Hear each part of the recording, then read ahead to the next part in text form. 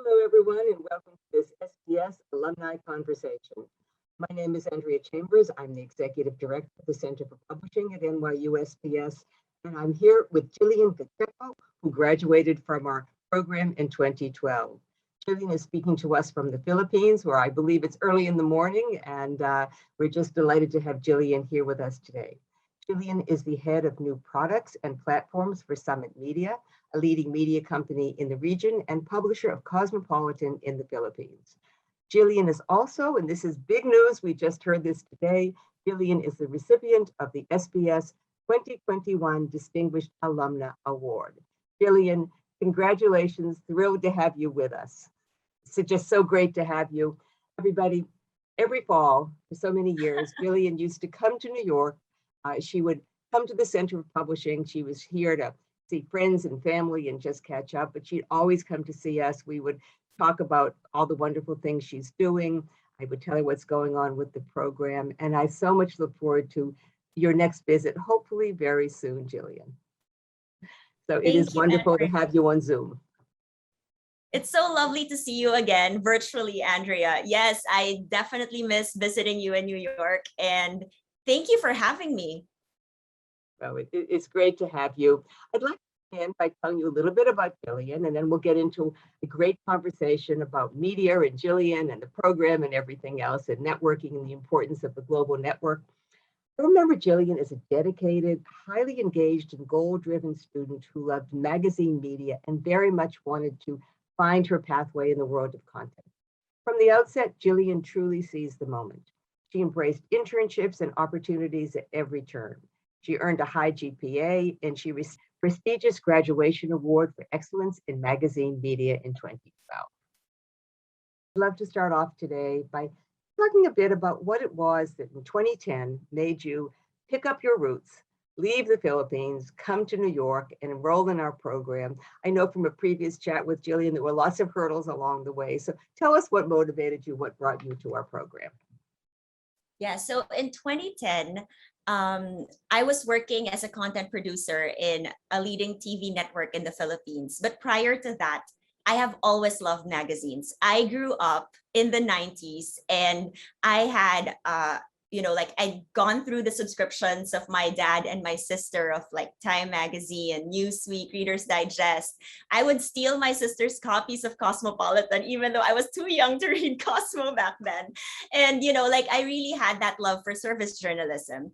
And, my first job was straight out of college. My first job was at a TV network, and I was interviewing celebrities, going to TV sets and writing about their shows and about them for an entertainment website in the Philippines. And then after like 4 years, I decided that I wanted to get into magazines, and I applied actually at Summit Media as the managing editor of 17 Magazine Philippines. I got the job, and then back then I thought it was my dream job, and I was so stoked that I got it, but the magazine folded.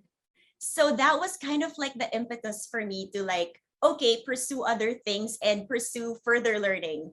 And that's when I actively, decided to apply to schools abroad. And I had fallen in love with New York already because my sister lives in New York, and I knew I would have a support system there.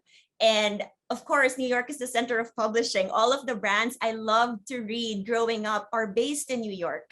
So it was really the perfect combination, a support system, and it's the center of publishing. It's what I want to do ultimately. So yeah, that's how I decided to apply to NYU, which was my first choice, of course. So you had a really exciting career leading up to that, but you got here and you just, as I said earlier, you seized the moment. You really, tell us about what a goal-driven student like you did to really embrace U.S. media, the internships, the jobs, all of the opportunities that would presented themselves to you in New York. Yes, so as you know, I'm an international student, and international students only have a limited time in the US. So you have 2 years, and then after that, you have OPT, or optional practical training, where you can, work in the field that you're studying. And I remember during my first year, I had like 3 side hustles. I had 3 side jobs on campus because that was the only kind of job you can have as an international student. You have to work on campus. And then I also had 2 internships under the publishing program. So for my internship, I had an internship at Working Mother under Bonnier on my first year. And then shortly after, I applied at NBC for their iVillage, now defunct website. And then for my side hustles on my first year, I saw an opening at the NYU Stern School of Business, and they were revamping their marketing website. And I knew I could do that because that was kind of related to what I did back in the Philippines website. So I helped them for like 3 months to revamp their marketing site. I interviewed students, I did the copy, I assisted my boss over there. And then the second side hustle that I had was as a research assistant at the School of Dentistry. And I was helping the associate dean, Dr. Andrew Spielman, to come up with a coffee table book for their 150th anniversary of the school. And I went into it really like, out there to try something new, because that was graphic design. And I wasn't really like super skilled at graphic design, but I knew that I wanted to try something new. And I knew that I had something to contribute because it was still copy editing and, like curating content. So that's the second side hustle. And then the third one was, wait, let me try to recall. So I had the iVillage one, the Bonnier one, the research assistant job, and then I ended up getting an actual job. Yes, I ended up getting an actual job at Bonnier. So shortly after my internship, they offered me a job. So I guess that's like kind of a testament to, like how I performed as an intern. So they really offered me an acting assistant editor job for both the print and digital edition. So I was editing content, I was writing content for the print and digital and iPad editions. So yeah, I mean, I really made sure that I took advantage of the 2 years there. And it had a lot to do with the opportunities that was offered within the program. And that's how I got to all these things. Like, that's how I found all these things, because of the internship fairs and, the networking events in the publishing program. So clearly you were a great intern because they hired you, which is what every intern dreams of, and just Yes. the success at every step of the way. Was there anything else during your, about the events or the opportunities that really resonated with you, thinking back to your time in the program? Any industry visits, going to visit publishing companies, anything like that you recall, or a professor that really made you think, I truly love media and this is my life? Yeah, one of the best things about the publishing program is your teachers are industry experts, and you can really turn to them as mentors and ask them whatever, really, like after class, consult them. They're really open to that as well. I remember going to Time Out New York's office as a class field trip, and also the New York Times. And that was like just eye-opening for me to be able to go inside the office and meet the people who are creating these world-class magazines, right? Like, and newspapers. So it was really amazing to be able to witness that and go through that with your professors, with your teachers. And I remember I had a teacher also who brought us to Condé Nast for, just like a brainstorming session. And it was so fun because it's something that you never would experience if you don't go to NYU. So yeah. Yeah, and that's such an important part of our program, the kind of the industry visits, getting our students out of the classroom from time to time and into the workplace so they can see how things function, who the leadership team is at these various companies. I actually remember that New York Times trip, Jillian, and I think that we went to see some sort of, I can't remember the name, but it was a new product lab. And in the back of my head, I'm thinking, did this influence, because you're involved with new products right now? But I remember seeing some mirror that, had the news and some Yes. cable. Does that ring a bell with you as well? I mean, I think Yes. it was a lot, yes. And I think, it seems so futuristic. We also talked about newspapers and publishing and content, but a lot about mirrors that talked and so forth. And I remember that visit as being particularly, inspiring, and just thinking of what the future could bring, which is clearly where you're living right now in terms of new products, right? Yes, definitely. I remember what you're talking about. There was like a dashboard of, Yeah. I think, all of the tweets that went around the world from the New York Times Twitter account. Yeah. Yeah, I remember that. Exactly. So, just thinking back a little bit more to your time in the program and your career today, how did it help you? How did the coursework, how did the education you had, how did that help you, even your daily life today? You know, I've been thinking about it. Like I've been reminiscing a lot about my NYU experience, especially during the pandemic. And I feel like that experience was so amazing because I did a lot of growing up in the program and in New York in general. And the program is not just all about classroom learning, it's also real life learning. And I feel like the way NYU is set up, it's right in the middle of the city. The location is just primed for learning, right? And growing up and just immersing. And that's why it's such a great experience for me because, the classes started from 6 to 9. Is that correct, Andrea? Like at night, 30 6 to to 9, right? Yeah. yeah. So it's even like structured in a way where the students can do internships in the morning and work in the morning and experience real life in the morning. And like it really works around the students' schedules as well in a way because it's at night and you can like earn and live in the morning like before class. So I did a lot of growing up. I did a lot of immersing, and I feel like more than what I learned in the classroom, the program gave me confidence and confidence to just advocate for myself and what I'm worth and what I know, so that when I went back to the Philippines, I was just I knew that what I was claiming to know, I actually knew. And like I experienced it, and like I was able to network and get to know people and learn from them. And that's why I think that's the biggest contribution of the program, just that confidence that it gave me. I know it might be a cliche, but it's true. Like just going through that 2-year experience in the program, it really made me grow up. It gave me the confidence that I needed to progress in my career. I love it that you said that because that's so much, that's really what we wish for. That's what we hope for our students, that they can really graduate from the program and feel secure in who they are and what they've learned, and that they can achieve their goals and their dreams in publishing and media. So thank you for saying that, because it's music to my ears and everything we hope for. It's so So, true. Yeah.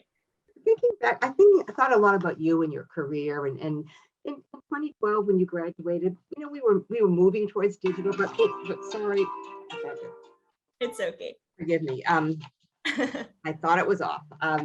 No So thinking worries. back to 2012 and emerging from the publishing program, things were still very print-based. And you went back to the Philippines.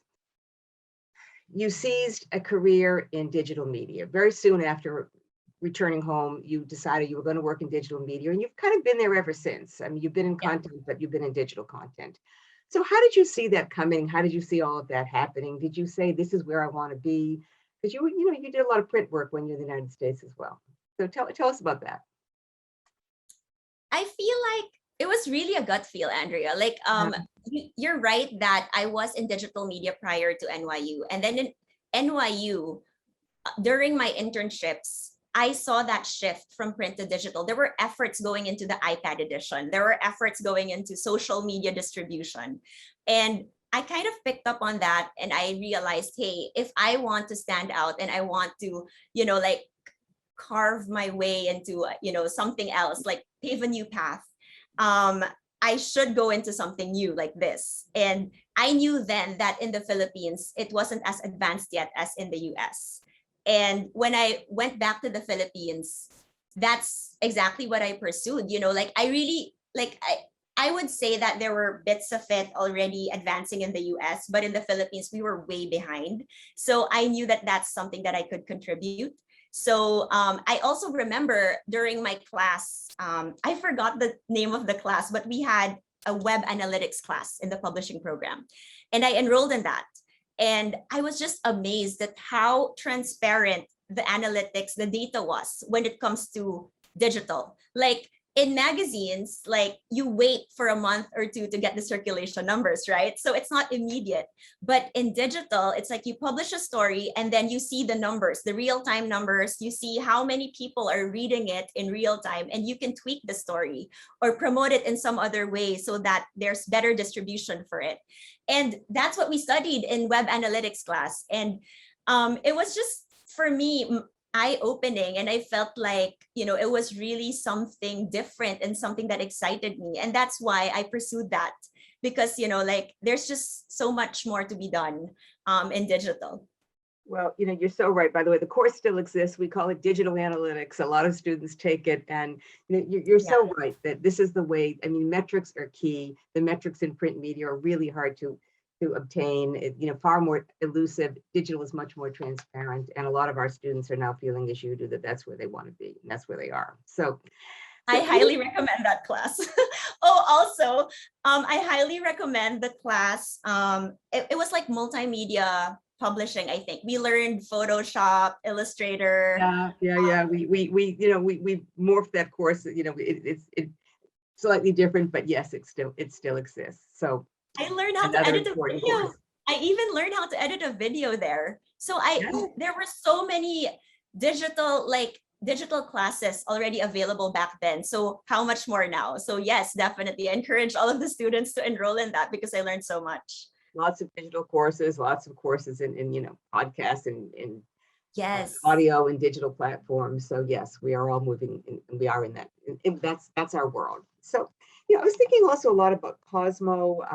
It's a brand with, I think you said 64, 66, 64. licenses, franchises all over the world. And Cosmo in the Philippines, I'm sure, is very different from Cosmo in the United States or South America or Russia or wherever. So how do you tell us a little bit about how you, as a content editor, how do you target your audience? How do you know how to sort of maintain integrity to the brand itself, but target the content specifically to your audience, to what they want? How does that work? Yeah, so the tagline of Cosmo, right? It's fun, fearless, female. So around the world, for the 64 editions or licenses, it's the same tagline, and it's the same like values, like empowering the 20-something female and making her own her body, her choices, and encouraging her to live her best life. For all 64 editions, it's the same. And that's why, in the Philippines, we are a largely Catholic country. And we are pretty traditional in terms of like just lifestyle and values. So there are certain topics that are considered taboo. Like we couldn't talk about, let's say, abortion. We couldn't really talk about the death penalty and stuff like that. But at the end of the day, it still goes back to the fun, fearless female tagline, which is empowering the Filipina to make her own choices and not, base it on what society expects from her. And it's, like we've done a lot about, reproductive health, encouraging the Filipina to make her own choices regarding that, pursuing the career that she wants, and, like really just going out there, putting herself out there and defying expectations really of society and just marching to the beat of her own drum. So that's really like all over the world. That's what Cosmo is doing. You put it so well, and thank you. I have an understanding now of what's different and what's the same, and what's empowering, which is great. So now, in your years at Summit Media, you were overseeing numerous brands, but now you have a very unique position. You are looking at new products and new platforms. You're highly tech, completely different, mindset, change of focus. Tell us what was behind that. So yeah, I spent 15 years of my career in content creation or editorial. And then in March of this year, I decided to shift to tech, as you said. And it was a completely new experience, a completely new world for me. And I'm I'm a product owner / I'm heading that department that I'm creating from scratch. And basically, I think I told you this before. It's like I used to use the CMS or content management system, but now I'm creating the CMS that the editors are using.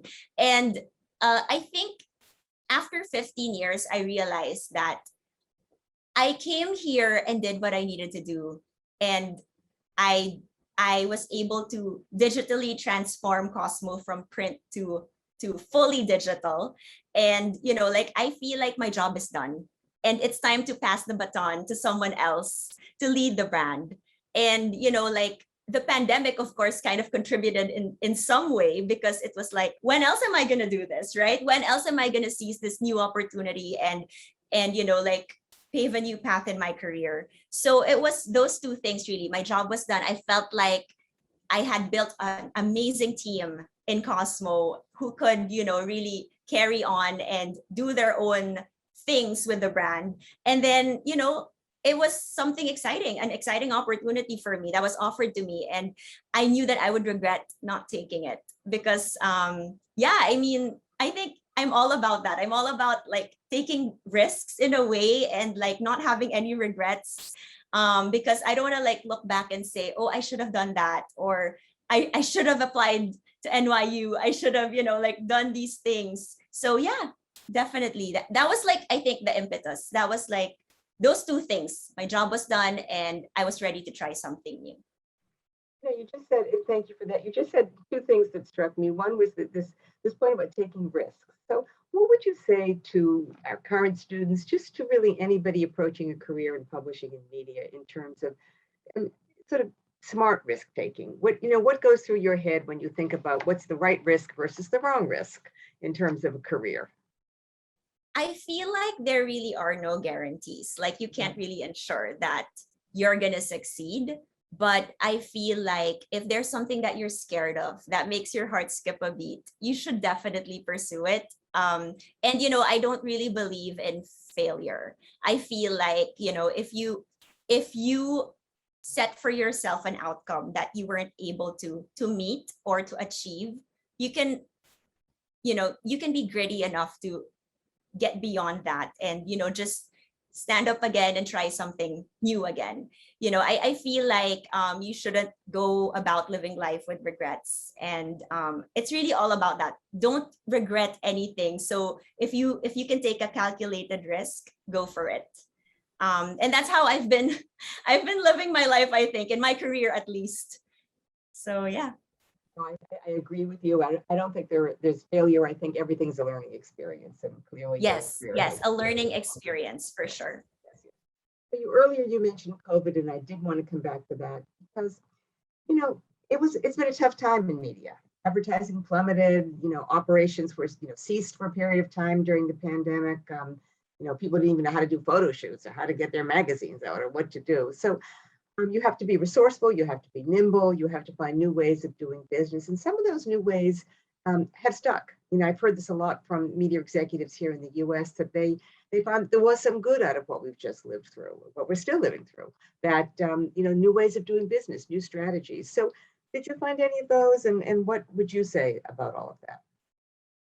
I was actually still with Cosmopolitan when the pandemic hit. That was in March last year. And I remember almost instantly, our beauty stories went down. And beauty stories were our money makers. Like, seriously, like they had the highest page views, highest number of users. And I was mentioning earlier how analytics is so transparent, right? You really see the effect like instantly. So we saw definitely that beauty and fashion went down for the first 6 months at least. And what went up, the categories that went up were food delivery, and food and wellness. So anything that had to do with mental health, all of those categories went up, and also fitness. So we started pivoting, our favorite word, pivoting, and writing writing new stories under those categories, and coming up with live streams, because that was the only way to have events like what we're doing now, really. And it's it was really like this major pivot for the network, not just for Cosmopolitan. So you can think of Summit Media as kind of like a Hearst or Condé Nast in the Philippines. We have like 14 editorial brands, and we also have Esquire and Cosmopolitan and Top Gear, like among other local brands. So yeah, I mean, per brand there was a kind of pivot that happened because the old stories, the typical stories that did well weren't doing well anymore because of the pandemic. Yeah, we've heard that across all media. When the book publishers tell me that books on bread making and Instapot, suddenly, blew off the shelves. So everybody discovered that what was their bread and butter, not to continue the food metaphor, but what was their bread and butter suddenly wasn't their bread and butter. And they had to buy new nutrition, shall we say. I'll stop with the food metaphors. So I love your comments earlier on about your two side hustles and one job, but you have another side hustle. You edit books in your spare time. How do you have time for this side hustle, and how did that come about? Okay, so Summit Media doesn't just have magazines and websites, they also have a books division. And we have a lot of celebrity books. So I think I edited, like, if I'm not mistaken, 3 to 4 books, but 2 major celebrity books. So one is a beauty book, and the actress name is Heart Evangelista, and she's like a big actress here, and also Alden Richards. And yeah, basically it was, like interviewing them, and then they wrote the draft. I edited it. I tried to write it in their voice, of course, also, because that had a lot to do with, being a celebrity editor, like book editor, right? Like making sure that you don't deviate from the voice of your muse, or of the person being featured.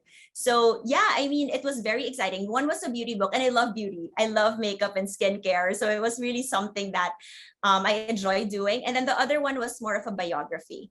So that's the one for Alden Richards. And then I did some other like fun, like poetry books, and where I contributed, and also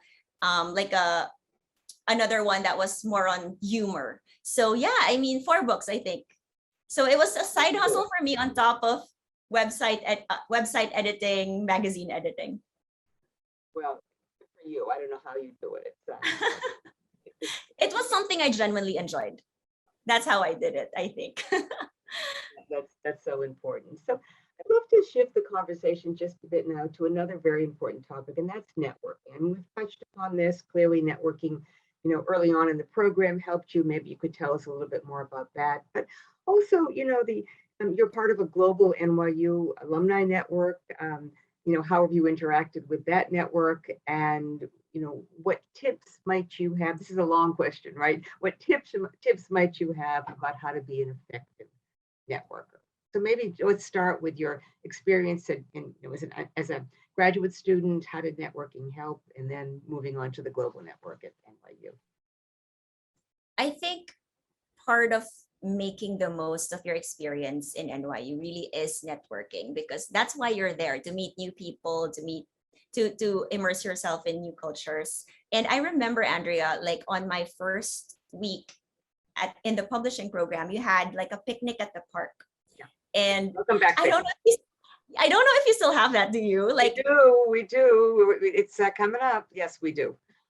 Okay, so that's where like the newcomers, the new students in the publishing program meet the older students in the program in Central Park, where you have a picnic, and then you just get immersed in the program. You ask questions. You have instant friends in the program, and that really helped me to kind of immerse myself also in the program and get to know my classmates more. So that helped. And of course, like after graduation, I kept in touch with all of my contacts at Bonnier. And I really, whenever I visited New York, I would visit them too, actually, like the same way that I did with you, I still do with you, Andrea. So it's so important to not say goodbye, I feel, because when you're in New York and when you're in NYU, you meet lifelong contacts and friends, and you should definitely keep those connections. And when you go home, like if you're an international student like me, when you go home, you find yourself also part of a larger network. Like I'm part of the NYU, I forgot the name, like club in the Philippines, NYU club in the Philippines, I think. And I know a few alumni here where we have gatherings, regular gatherings. Like I remember attending a large gathering actually where President Sexton was there. And then the next one was with President Hamilton. So they actually visited the Philippines, and there was a large gathering of alumni, and it was so nice to meet generations of alumni before you, and to also network there, and ask around, like, what are the career opportunities, what have you been doing since NYU. It's so important to maintain that connection. What else? Oh, I also remember, because I am part of that club. Someone reached out to me like 2 years ago and asked me to do a talk in Singapore for the NYU Pan Asia conference. And I talked about social media and what I'm doing.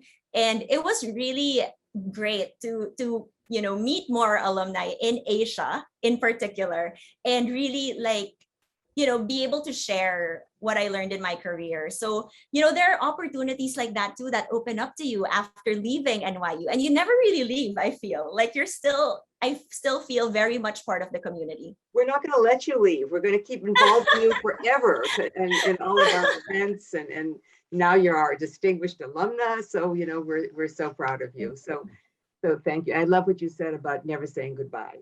That's really great advice. So just one final thought. I know we've talked a lot, you've provided a lot of great advice tonight for our network all over the world, but also for our current students. But is there any sort of final thought, any piece of advice to the, actually Wednesday is our new student orientation this week. So just to hear a bit about what you might say to that class coming in to NYU, to the program, any advice you might have. I just want to ask, is it going to be classes in real life, Andrea, or is it Zoom? Classes are in real life, as you put it. Absolutely. We are back. Okay. We are there, and we're taking every precaution, but it is back in the classroom, business as usual, and that's great. Amazing. Okay. So I think my biggest advice would really be to, like, give your 100% in the program, in experiencing New York, in like, of course with precautions because it's still the pandemic, but like, don't hold back, because I feel like that's what I did, and that's why I got the best experience ever from the program. Like, get to know people, get to know the city, don't be afraid to get lost, and like, tour on your own, get lost on your own, and like, hang out with friends, and really, like, network and ask questions. Like, take advantage of the resources that you have in the program, your professors, your teachers. Take advantage of internships. Please don't skip those internship fairs, because they will definitely help you in networking and finding internships and eventually jobs, like what I did. So yeah, I mean, it's really important to give your 100% in the program, because I mean, it's a complete privilege to be able to go through the NYU program. That's really how I feel.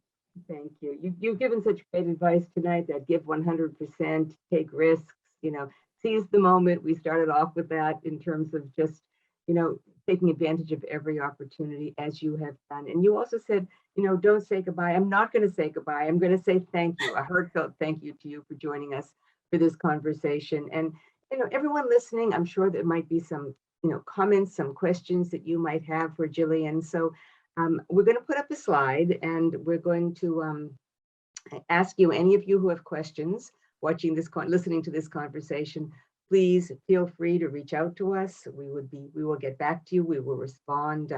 We covered so many interesting issues tonight of media and digital media, and finding your pathway in a career in media. So lots of food for thought. And Jillian, again, thank you. Thank you to the Office of Alumni Affairs for all of their wonderful support in putting this conversation together. And everybody be well, stay safe, and thank you again for joining us for this conversation. Thank you so much, Andrea. Great to see you, Jillian. So lovely to see you again. And I hope to see you soon in New York. In the office. Bye. Take care. Bye-bye.